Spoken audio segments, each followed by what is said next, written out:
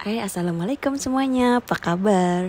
Jumpa lagi di vlog Jari China. Ya sebenarnya tuh aku kalau ngedit video ini tuh kangen banget ya, karena ternyata aku udah lama di Indonesia, tau nggak sih? Jadi bener-bener kayak rasanya tuh, kemarin aku ninggalin suamiku dan sekarang aku di Indonesia ternyata.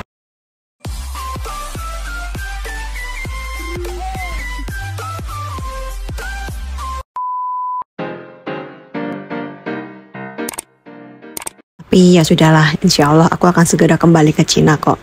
Nah, jadi berhubung di sini aku tuh mau menjelaskan tentang Andi yang waktu itu habis lahiran dan usianya tuh masih sekitar 1,5 bulan sampai 2 bulanan. Aku ajak mudik ke Indonesia. Jadi kan untuk dokumen-dokumennya di sini aku bahas karena kalau waktu di TikTok itu aku tuh nggak bisa ngejelasin panjang kali lebar ya. Karena memang dokumen itu sebenarnya itu adalah banyak banget persiapannya dan juga memang perlu waktu. Jadi inti utamanya adalah dokumen apa yang ingin kalian buat itu kalian harus tahu dulu. Jadi kayak Andi ini kan memang aku rencananya buat affidavit.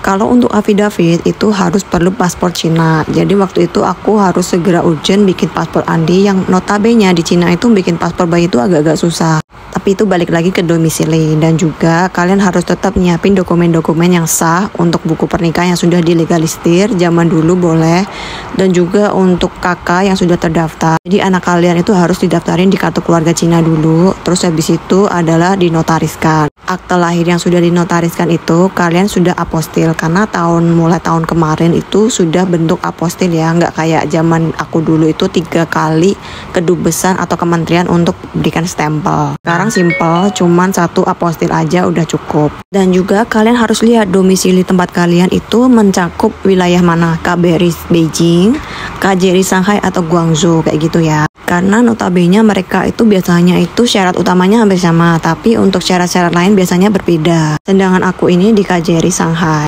Jadi kadang-kadang mungkin berbeda, tapi inti utamanya sih sama. Kalian mau bikin affidavit saja boleh, atau membuat paspor Indonesia juga boleh. Dan Nana itu kan tinggalnya di Indonesia, dulu lahir juga di Indonesia, jadi dia cuma pakai travel dokumen dan juga paspor Indonesia aja. Dan kalau sudah gini nggak bisa ngajuin paspor Cina, karena di Cina itu nggak bakal beda kalau di Indonesia. Kalau di Indonesia kalian boleh bikin paspor Indonesia walaupun kalian punya paspor asing. Tapi nanti digunainnya itu nggak boleh dikeluarin barang-barang ketika kamu di imigrasi Cina, itu bakal kamu nanti ribet masalahnya. Jadi kalau misalkan kalian punya paspor Indonesia dan pengen balik ke Indonesia, jangan kalian nampakin paspor Indonesianya di imigrasi di China. Itu agak-agak rumit. Jadi kalau aku sendiri sih cuman kalau misalkan Andi udah terlanjur punya paspor asing, aku bikinin affidavit aja. Jadi affidavit ini sebagai fungsi visa dia masuk ke Indonesia. Jadi dia nggak perlu bikin lagi visa-visa kalau kayak VOA atau surat-surat lain kayak gitu. Itu hanya berlaku sampai masa paspornya itu berlaku ya. Paspornya sudah habis, biasanya nanti affidavitnya akan mengulang lagi. Terus kalau untuk vaksin ini aku tinggal nerusin aja.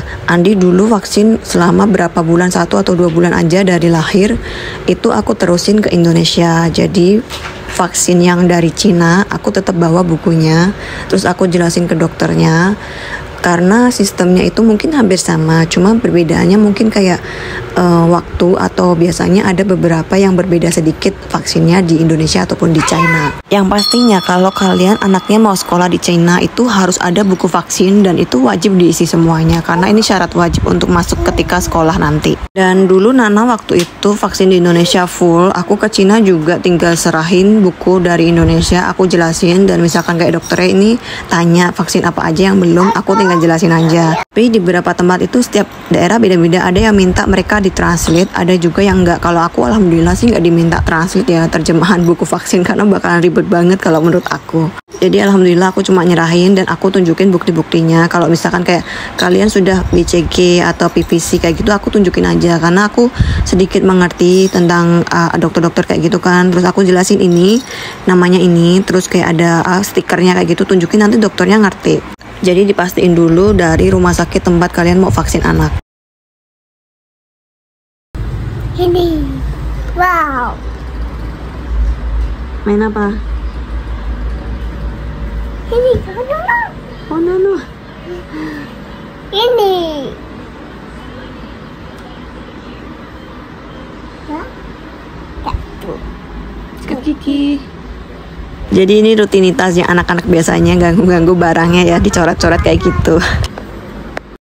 jadi ya seperti ini. Kalau dokumen-dokumen tuh semua aku bawa, dari dokumen anak-anak dan juga dokumen dari paspor tuh otomatis ya, karena bakal dicek. Terus dokumen apa lagi ya, jadi kayak dokumen buku nikah yang asli ataupun yang translatean kayak gitu tetap aku bawa ke Indonesia. Karena kan Andi istilahnya masih tetap warga asing ya, walaupun dia punya affidavit, takut kalau ada apa-apa, jadi aku bawa semua di Indonesia. Nah, kalau misalkan ada aku kecepatan mohon maaf ya, tapi kalau misalkan ada yang kurang paham bisa DM aku atau tanya lagi seperti apa ya. Karena aku pikir utamanya sih sudah aku jelasin. Step-stepnya sebenarnya kalian tinggal email atau hubungi KJRI atau KBRI terlebih dahulu sebelum kalian datang ke tempatnya daripada bolak-balik nantinya ya. Dan untuk visa aku ketika aku balik ke Cina, alhamdulillah aku nggak bikin visa lagi karena dari awal aku kan pakai visa Q1. Terus aku lanjutin perpanjangan dan terakhir kali aku perpanjangan itu expired visa aku dapat 2 tahun. Jadi selama 2 tahun itu aku bolak-balik itu ke Indonesia, nggak perlu bikin sampai sebelum expired visa aku. Dan itu balik lagi ke tempat atau domisili tinggal kalian di Cina ya. Nah, setiap kondisi atau keadaan itu pasti beda-beda untuk diberikan limit visa tinggalnya. Nah, jadi sekian untuk kompilasi atau informasi tentang dokumen anak yang lahir pasangan Indo-China. Terima kasih sudah selalu dukung dan selalu hadir dan support channel ini. Apabila ada lain hal, kalian bisa tetap komen-komen, like, dan share. Dan terima kasih. Sampai jumpa di next video. Bye-bye.